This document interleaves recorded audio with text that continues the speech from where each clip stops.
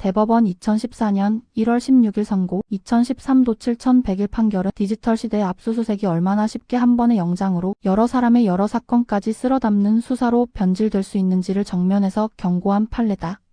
이 사건에서 검찰은 특정 피의자에 대한 공직선거법 위반 혐의를 영장 범죄사실로 하여 압수수색 영장을 발부받아 집행했고 그 영장에는 피의자와 범죄사실이 분명히 특정되어 있었으며 압수 대상 또한 그 사건과 관련된 휴대전화 등 전자정보로 제한되어 있었다.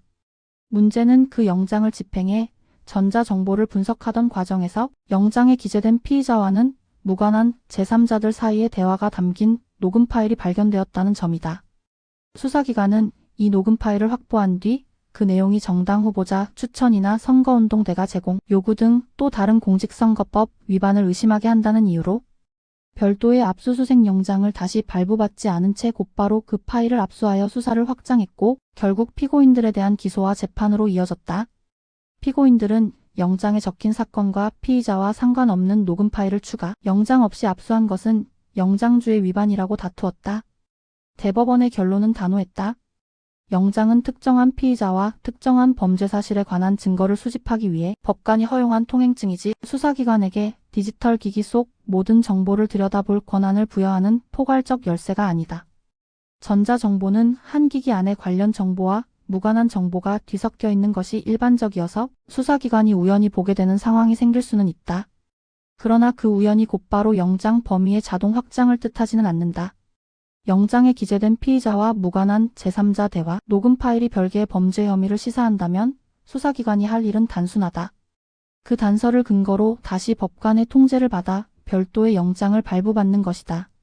그 절차를 생략하고 녹음 파일을 압수해버린 행위는 형사소송법이 요구하는 해당 사건과 관계가 있다고 인정할 수 있는 것이라는 범죄혐의 관련성의 한계를 벗어난 것이고 결국 헌법이 보장하는 영장주의와 적법 절차의 실질을 침해하는 중대한 위법이라는 것이다.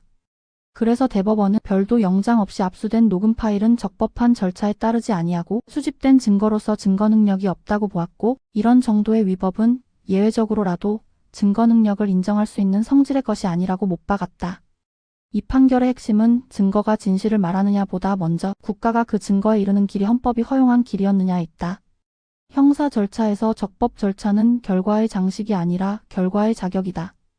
특히 디지털 포렌식은 물리적 압수보다 훨씬 넓은 침해 가능성을 가진다. 휴대전화 하나에는 통화기록, 문자, 메신저, 사진, 녹음, 위치정보, 금융 흔적, 인간관계의 지도가 한꺼번에 들어있다.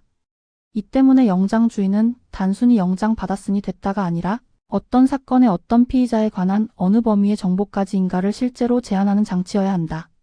만약 수사기관이 영장 집행 중 발견한 다른 혐의를 이유로 계속 압수, 범위를 넓혀도 된다고 허용한다면 영장은 일반 영장으로 변하고 디지털 압수수색은 사실상 포괄적 탐색이 된다.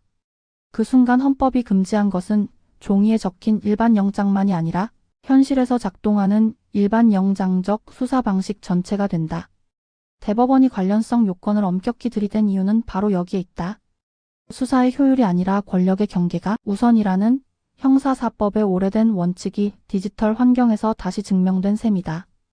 또 하나 주목할 것은 이 판결이 2차적 증거, 즉 위법하게 수집된 1차 증거를 단서로 얻어진 후속 진술이나 자료의 증거능력 판단 기준을 함께 제시했다는 점이다. 법원은 단순히 나중에 법정에서 자발적으로 진술했다는 이유만으로 위법의 그림자가 사라진다고 보지 않는다.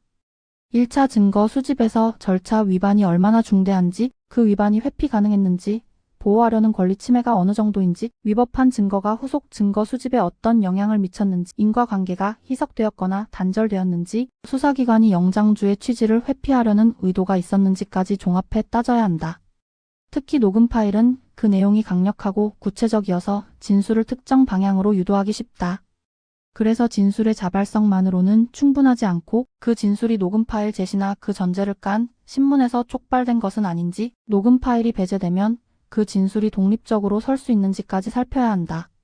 과학수사의 시대에 법원이 통제해야 할 것은 단지 데이터의 무결성, 즉 변조 여부만이 아니라 그 데이터를 손에 넣는 절차의 무결성이다.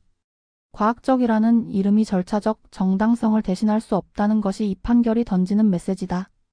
결국 이 사건은 선거범죄 수사의 엄정함과 기본권 보장의 충돌을 보여준다. 선거 범죄는 민주주의의 토대에 관한 범죄이므로 강한 수사가 요청된다고 말할 수 있다. 하지만 바로 그렇기 때문에 그 수사는 더욱 엄격한 절차 위에서만 정당화된다. 중대 범죄니까 절차를 완화하자는 발상은 그 중대성을 빌미로 기본권 통제 장치를 무너뜨리는 가장 위험한 방식이다. 대법원 2013도 7101 판결은 디지털 압수수색에서 영장주의의 한계를 다시 선명히 그어주었다. 영장은 수사의 출발점이지 면허증이 아니며 우연히 발견한 별건 혐의는 다시 영장으로 돌아가 법관의 통제를 통과해야 한다. 그 통제를 건너뛴 증거는 설령 강력해 보이더라도 법정에서 쓸 수 없다.